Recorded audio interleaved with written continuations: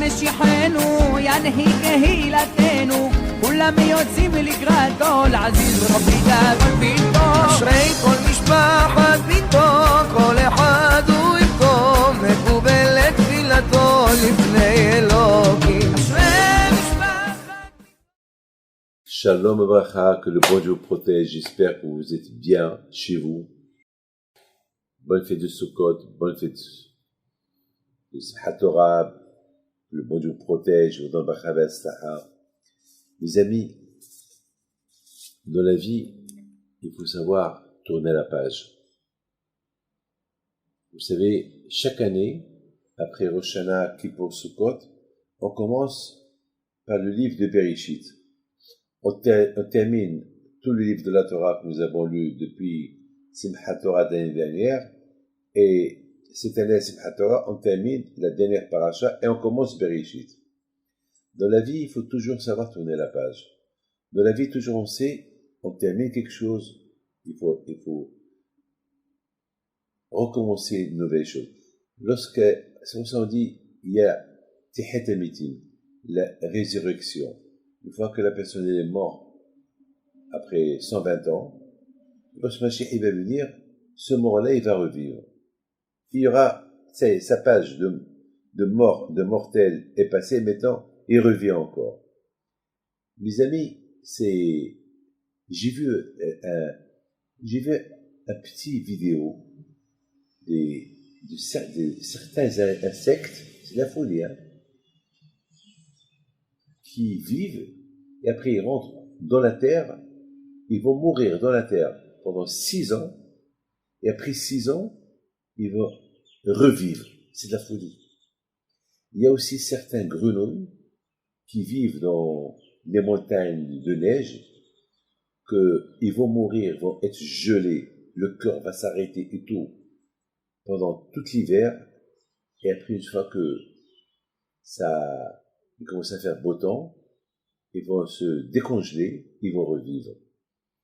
C'est la preuve qu'il y a Tihet Amitim, que même que le corps il termine, au moment que Hachem veut refaire vivre la personne, il va la refaire vivre. Mes amis, chaque année, on revit une nouvelle page. On revit, mes amis, un jeune homme, il se marie. Lorsqu'il se marie, il faut qu'il sache tourner la page de sa jeunesse.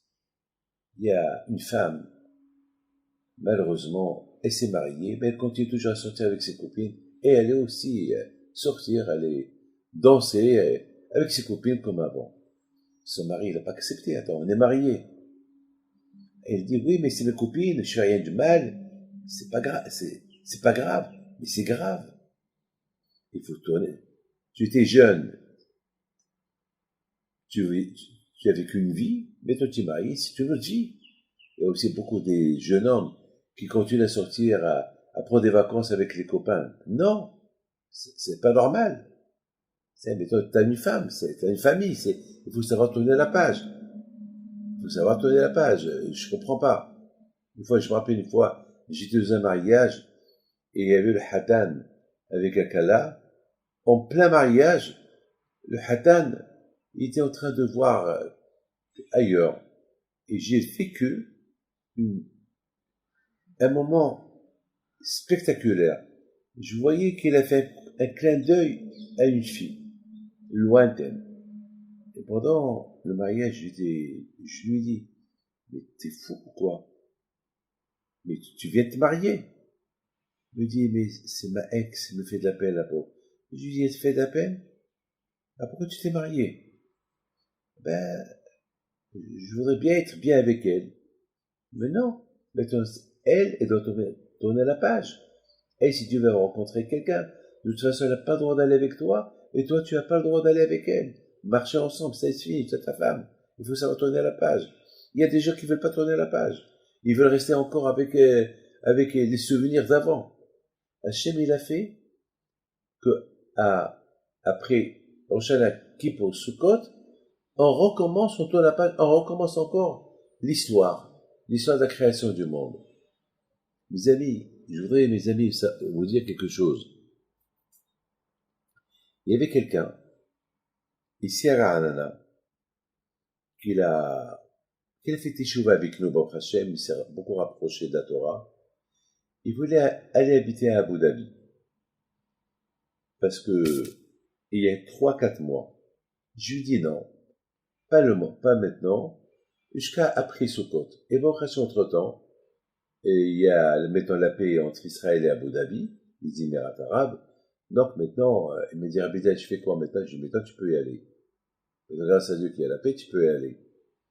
Alors, le jour de la Hiloula de Rabbi Hilpido, un jour avant la Hiloula de Rabbi Hilpido, je crois le 13 septembre, le 26 Hiloul, et la Hiloula c'était le 26 Hiloul, il avait besoin de $8,000. Il savait pas comment avoir, ce monsieur-là est pris avec nous à la synagogue j'allais dire à Abu Dhabi, à Ra'anana. Bon, il prie avec nous, mais moi j'étais à Essaouira, je suis parti le jour d'Aïlodom, et plutôt à Essaouira, j'ai pas raté cette année, et je suis parti là-bas. Et le pauvre, il a fait que m'appeler pour me dire à Rabbi David, une bracha pour que j'aurai avant demain les $8,000. Il avait besoin vraiment de $8,000 pour préparer son voyage et tout.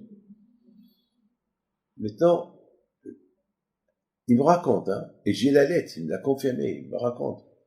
Il me raconte, il me dit, Rabbi David, le lendemain, c'était le jour de la Hiloula. J'ai dit à ma femme, comme ça il me dit, Rabbi Hilpido va nous aider aujourd'hui. Rabbi Hilpido, c'est sa Hiloula, c'est grâce à lui qu'on a fait Teshuvah, il va nous aider. Sa femme, il a dit, bon, toi et ta Emouna, bon, l'après-midi, sa femme, elle vient, et en plus, il avait des dettes. Il fallait qu'il paye ses dettes avant qu'il va à Abu Dhabi. Sa femme lui dit, j'ai une bonne nouvelle pour toi. Alors lui, il a cru peut-être quelqu'un à qui il doit de l'argent et il a appelé sa femme pour lui dire, bon, la dette, on peut la reporter. Jusqu'à qu'il retourne d'Abu Dhabi, jusqu'à qu'il va à Abu Dhabi, il travaille et il me paye. Il dit, non, je viens de recevoir un coup de téléphone de la banque Crédit Lyonnais, là où j'habitais, là où je travaillais avant, à Paris pendant 15 ans.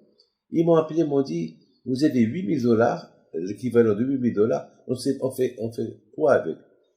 Alors, il me dit, Monsieur Lévy, Rabbi David, si on savait qu'on avait $8,000 pendant 15 ans, on l'aurait su. Et en plus, on savait que le compte était vide. Et pour ne pas que le compte soit fermé, il y avait là-bas quelques euros, c'est tout. D'où ces $8,000, ils sont venus dans ce compte-là. Et le jour d'Aïloula de Rabbi Hilpido. Et au moment qu'on a besoin de $8,000, ma femme, elle appelle. Et elle leur dit, mais c'est pas possible, le compte il est vide. Elle dit, non, madame, vous avez $8,000, on fait quoi avec? Alors, le mari, il les appelle, il leur dit, écoutez, pour nous, on n'a pas $8,000, parce que le compte est vide.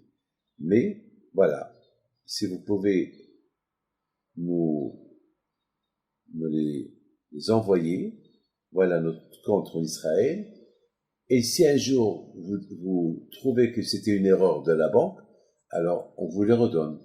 Mais pour le moment, non, non, monsieur, c'est votre argent, ils sont là. Mes amis, je voudrais bien être comme lui, hein. Mais dommage qu'il a demandé que $8,000. Mais, je m'en fous. On ne sait pas d'où ces $8,000 ils sont venus. Le plus important, le bon Dieu l'a répondu. C'est tout. C'est tout ce que je peux vous dire. Lorsque quelqu'un tourne sa page avec le bon Dieu, eh bien le bon Dieu aussi tourne la page du passé et recommence avec une nouvelle page. Ce monsieur-là, avant il n'était pas très croyant, il a tourné la page d'avant, de son passé, il a tourné sa page d'avant, il a commencé une page avec le bon Dieu, eh bien le bon Dieu, il a bien récompensé. Est-ce que ces $8,000, d'où ils sont venus? On ne sait pas. De toutes ces façons, il leur a dit, messieurs, si vous découvrez que c'était une erreur, que ces $8,000 ont été posés sur mon compte en erreur, alors je les redonne. Ils ont dit non, ils sont là depuis 15 ans. Le mystère total. Celui qui veut savoir le numéro de téléphone de ce monsieur-là, eh ben,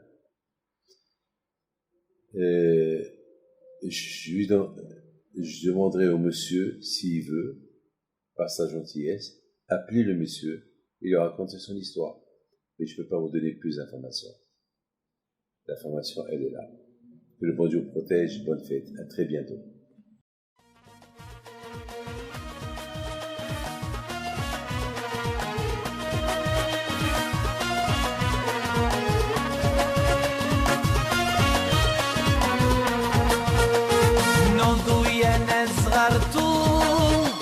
على ربيع حيم بنتو وقف لنا زي خو